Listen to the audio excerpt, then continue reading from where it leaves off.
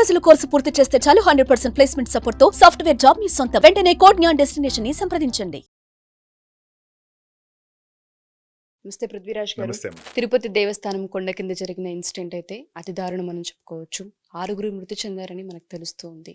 దీనికి సంబంధించిన పూర్తి సమాచారం కనుక మనం గ్యాదర్ చేస్తే, తొక్కిసలాట నిజంగా ఇదొక దిగ్భ్రాంతిని కలగజేసే విషయం అండి.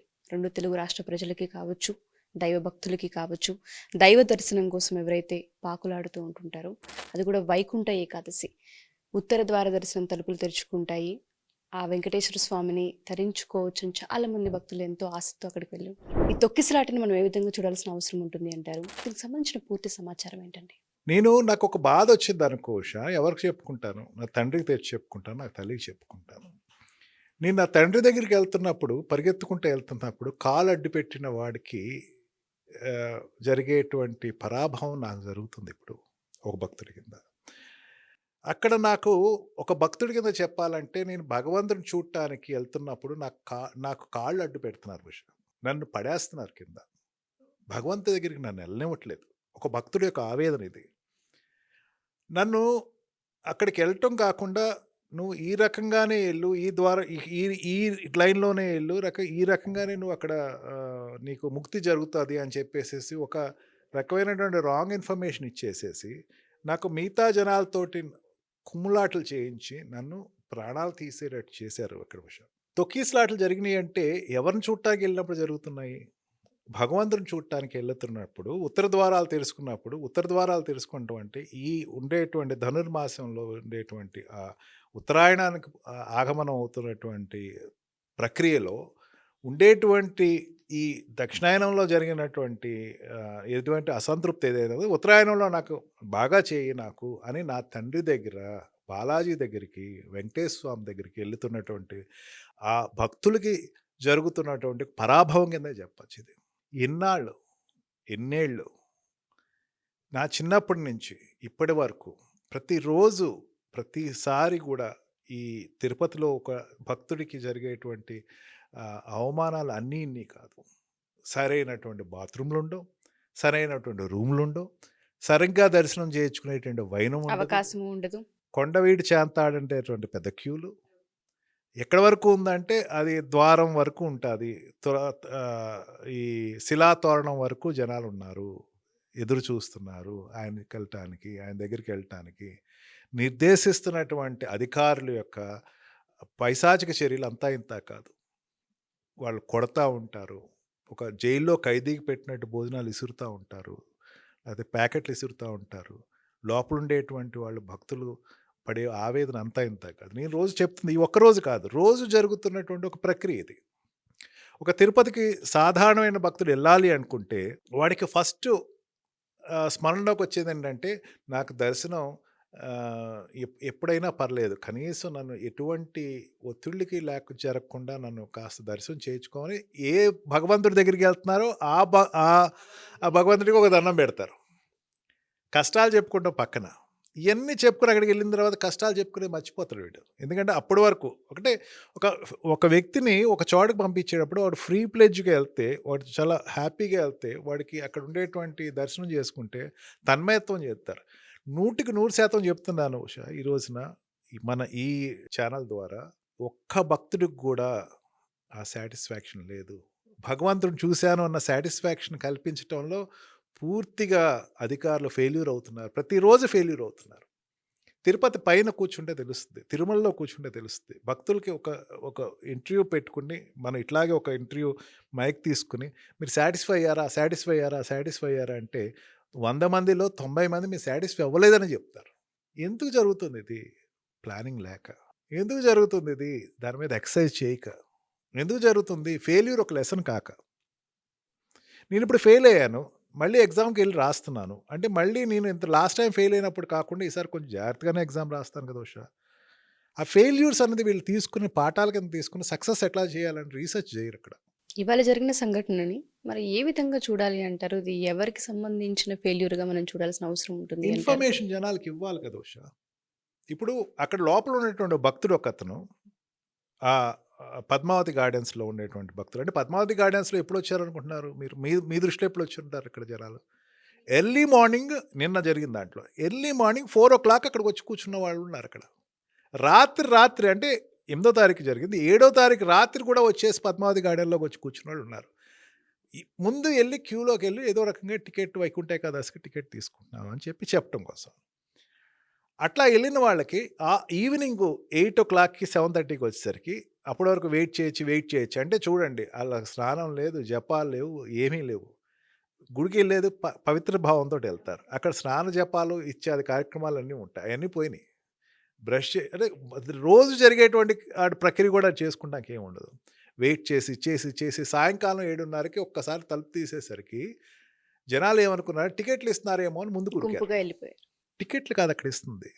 ఈ రకంగా కంపార్ట్మెంట్ వైజ్గా ఒకరి తర్వాత ఒకళ్ళు అంటే కంపార్ట్మెంట్ అంటే ఈ టైంలో వరకు లోపలికి వెళ్ళి ఈ తర్వాత ఉన్న వాళ్ళు లోపలికి వెళ్ళి అట్లా కంపార్ట్మెంట్గా లోపల పంపించేటువంటి లోపల ఉండేటువంటి ఒక భక్తుడు ఏదో అస్వస్థ గురై అతను బయటకు తీసుకురావాల్సినటువంటి ఎమర్జెన్సీ కాల్ ఏదో ఉంటే, మెడికల్ ఎమర్జెన్సీ ఉంటే అతను తీసుకొస్తున్న ప్రక్రియలో తలుపులు తీసేసరికి ఇది మా కోసం తీశారని లోపలికి ఉరికినటువంటి సందర్భం. ఎన్ని కౌంటర్లు పెట్టాలి మీరు? వైకుంఠ ఏకాదశికి కొన్ని లక్షల మంది జనాలు వస్తారని వస్తా ఉంటే తెలుసు. ఏమైంది? ఆన్లైన్ బుక్ చేయమనండి, ఏమవుతుంది మీకు? ఒక ప్రక్రియ మొదలు పెట్టండి. అక్కడ ఉండేటువంటి భక్తులకి భక్తి పారవస్యం రంజింపజేయండి. పొద్దునుంచి సాయంకాలం వరకు భగవత్ కాలక్షేపం చెప్పండి, ఖచ్చితంగా కూర్చుంటాడు అక్కడ. ఏమీ ఉండదు. ఫోన్ డెడ్ అయిపోతాయి, ఇన్ఫర్మేషన్ ఉండదు. అక్కడ ఒక జైల్లో ఉండేటువంటి ఖైదీలకి ఏ రకమైన ట్రీట్మెంట్ జరుగుతుందో ఆ రకమైన ట్రీట్మెంట్ అక్కడ జరుగుతుంది. అక్కడ అంటే నేను భోజనం పెట్టేస్తున్నాను, ఏదో టైంకి బ్రేక్ఫాస్ట్, ఇది కాదు. అక్కడ రంజింపజేయడానికి భగవంతుడి దగ్గరికి వెళ్ళేటువంటి వాడు ప్రిపేర్ చేయటువంటి ప్రక్రియ ఏ రోజో ఎప్పుడో పోయింది అది. ఇది పూర్తిగా అధికారుల యొక్క వైఫల్యమే. భక్తుడిని భగవంతుడి దగ్గర తీసుకెళ్ళటంలో అధికారులు నిరంతరం ఫెయిల్యూర్ అవుతూనే ఉన్నారు. నిన్న హైందవ శంఖారావం జరిగింది. విశ్వ హిందూ పరిషత్ ఆధ్వర్యంలో హైందవ శంఖారావం జరిగింది. దాంట్లో ఏమని చెప్పారు, అక్కడ ఉండేటువంటి పీఠాధిపతులు అందరూ, చిన్నజీఆర్ స్వామీజీ కావచ్చు, చిన్నజీఆర్ స్వామీజీ అయితే ఒక రకంగా చిరాకు వచ్చేసి ఇంకా చెప్పడం మానేశాడు. ఆయన 1000 స్తంభాల గుడి మండపాన్ని పునరుద్ధరణ చేయటం దగ్గర నుంచి ఆయన చెప్పిన మాటలు ఆయనకు రాజకీయంలో అంటగట్టి ఆయన్ని పక్క తప్పించారు. మన పీఠాధిపతులు కావచ్చు, వీళ్ళ గణపతి సత్యనారాయణ స్వామీజీ కావచ్చు, లేకపోతే అక్కడ వచ్చినటువంటి విశ్వంజీ మహారాజు కావచ్చు, అనేక మంది పీఠాధిపతులు ఏమని చెప్పారు, తిరుపతిని మీ యొక్క అధికారాన్ని తగ్గించండి, మా టెంపుల్స్ మీద మీ పెత్తనం తగ్గించండి, ప్రభుత్వాలు మీరు తొలగండి, దయచేసి తొలగండి, మేము భక్తులకి మేము చెప్పుకుంటాం. వీళ్ళు రానివ్వరు. ఉషా, దారుణమైన విషయం ఏంటంటే ఈ పీఠాధిపతులని ప్రచారం చేయనివ్వరు. ఎవరు వస్తే వాళ్ళ అధికారానికి సంబంధించినటువంటి పీఠాధిపతులు వస్తారు అక్కడికి. వాళ్ళకు కూడా ఒక పొలిటికల్ రంగు వేసేసారు. వాళ్ళు వచ్చి చేసుకుంటారు. వాళ్ళు కూడా ఏంటి అడ్వైజరీ బాడీస్. వాళ్ళు ప్రచారం చేయనివ్వండి, వాళ్ళకు ఒక అవకాశం ఇవ్వండి, పీఠాధిపతులకు ఒక అవకాశం ఇవ్వండి. వాళ్ళు ఎట్లా కంట్రోల్ చేస్తారు చూడండి ఒకసారి. అంటే ఈ ప్రక్రియలు అన్నది ఎక్స్పెరిమెంటల్గా చేస్తే భక్తుడికి ఏదైతే ఆలంబన దొరుకుతుందో ఆ ఆలంబనకు దూరం చేయకండి. పెత్తనం పెరిగి జనాలు చనిపోయారు. Information, lack of information. ఎన్నింటికి టికెట్ ఇస్తారు చెప్పండి. ఫలానా టైం టికెట్ ఇస్తారు, వెయిట్ చేస్తున్నారు, మీరు వెయిట్ చేస్తే 4 అవర్స్ వెయిట్ చేయాలి, అయిపోయింది, ఆ తర్వాత మీకు టికెట్ ఇస్తారు.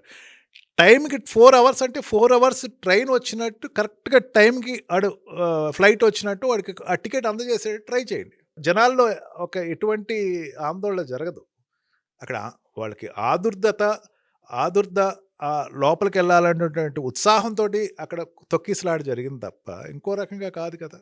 టైం ఇస్తే వాళ్ళు వెయిట్ చేస్తారు కదా. నువ్వు పొద్దున్నుంచి రాత్రి అంటే 7వ తారీఖు నైట్ కూర్చున్నటువంటి భక్తులు 8:30 తారీఖు 8:30 ఈవినింగ్ అంటే దగ్గర 20 అవర్స్ కూర్చోబెట్టినటువంటి భక్తుడిని వాడికి ఇన్ఫర్మేషన్ లేక ఏం చేయాలో తెలియక 20 గంటలు టికెట్ కోసం కూర్చున్న భక్తులు క్యూ కాంప్లెక్స్లో 48 అవర్స్ కూర్చున్న రోజులు ఉన్నాయి.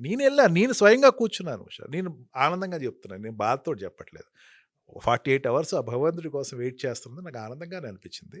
కానీ వెయిట్ చేస్తున్నప్పుడు దైవ దర్శనం అనేది జరగాలి కదా. ఎండ్ ఆఫ్ ద డే మనం ఎంతసేపు కూర్చున్నా ఏం చేసినా దేవుడి దర్శనం జరుగుతుందన్న ఒక ఆ బలంతో, ఆ ధైర్యంతో, ఆ ఆనందంతో, తన్మయత్వంతో ఉంటుంటారు అందరూ. రోజుల తరపడి కూర్చోవచ్చు, మెడిటేషన్లో కూర్చోవచ్చు, లేకపోతే ఒక భగవత్ చర్చలో కూర్చోవచ్చు, వెంకటేశ్వర లీలలు చెప్పచ్చు. ఇవన్నీ ఒక నేనంటే ఏంటంటే ఈ ప్యారలల్గా వెంకటేశ్వర స్వామికి కొన్ని కోట్ల ఆదాయం వస్తుంది. ఆ కోట్లలో లక్షల్లో కొంచెం ధార్మిక ప్రచారం చేయండి. అక్కడ ఉండేటువంటి వాళ్ళకి భగవత్ భక్తులు అక్కడ పెద్ద పెద్ద భక్తులు ఉంటారు. వాళ్ళతోటి రంజింపజేయండి. లేకపోతే వాళ్ళతోటి కథలు చెప్పించండి. లేకపోతే ఎవరైనా మీలో ఉన్నవాళ్ళు ఎవరైనా కథ చెప్తారా అని చెప్పి ఒక మైక్ ఇవ్వండి అక్కడ. ఈవెంట్ చేయండి అక్కడ. వేల మంది కూర్చున్నారు ఉషా. ఈవెంట్ చేయండి కనీసం. ఒక ఈవెంట్ వాళ్ళందరినీ కూర్చోబెట్టి ఓకే ఇప్పుడు మనం వెంకటేశ్వర స్వామి గురించి ఈ ప్రశ్నలు అడుగుతాను. సమాధానాలు చెప్పండి. గంటలు గంటలు ఈవెంట్స్ చేయండి. ఒకళ్ళ తర్వాత ఒకళ్ళు ఈవెంట్స్ చేయండి. టైం తెలీదు ఉషా. ఒక ట్రైన్‌లో ఒక బ్యాచ్ ఆఫ్ పీపుల్ ఎక్కడో పిక్నికో ఎక్కడికో వెళ్తున్నారనుకోండి. వాళ్ళు ఏం చేస్తారు? ఒక అంత్యాక్షరి ఆడుకుంటామో, లేకపోతే ఒక పాటలు పాడుకుంటామో, లేకపోతే ఏదో ఒక తంబూలు ఆడుకుంటూ చేస్తారు కదా! అక్కడ ఈ రకంగా భగవంతుడికి సంబంధించిన దాని మీద ఒక ఏర్పాటు చేయండి. ఆలోచించండి దాని గురించి. ధర్మ ప్రచారం జరుగుతది. ధార్మికంగా ఉంటాడు వ్యక్తి. భగవంతుడి దగ్గరికి వెళ్ళేటప్పుడు విపరీతమైన ఉత్సాహంతోటి వెళ్తాడు. ఇటువంటి జర్నీ మళ్ళీ నాకు తీసుకురాకూడదు అని చెప్పుకోవటం కోసం భగవంతుడి దగ్గరికి కాదు వెళ్ళేది ఉషా. నాకు జరిగేటువంటి ఈ ప్రక్రియ మళ్ళీ జరగకూడదని చెప్పేటప్పుడు కోసం కాదు ఉషా వెళ్ళేది. అతని బాధలు చెప్పుకోవటం కోసం, భగవంతుడికి చెప్పుకోవటం కోసం. తన యొక్క ఈ కృతజ్ఞతా భావంతో వెళ్ళేటప్పుడు 2 రకాల భక్తులు ఉంటారు. ఒకళ్ళు కృతజ్ఞతా భావంతో నాకు ఈ ప్రక్రియ నాకు ఈ పని చేసి పెట్టావు కృతజ్ఞత. నాకు ఇది నేను అనుకుంటున్నాను చేసేటట్టు నాకు ఆశీర్వదించు. ఒక రకమైన 2 రకాలు. అంటే అయిపోయిన దానికి కృతజ్ఞత, జరగబోయేదానికి ఆశీర్వచనం కోసం. ఆడికి వెళ్ళేసరికి మర్చిపోతారు. ఈ తొక్కిసలాట్లు, ఈ నెట్టేయటాలు, క్యూ కాంప్లెక్స్‌లో వెయిటింగ్ ఇవన్నీ జరిగేసరికి వచ్చేసేసింది. నెక్స్ట్ టైం ఇటువంటి జర్నీని మాత్రం నాకు ఇవ్వకు దయచేసి.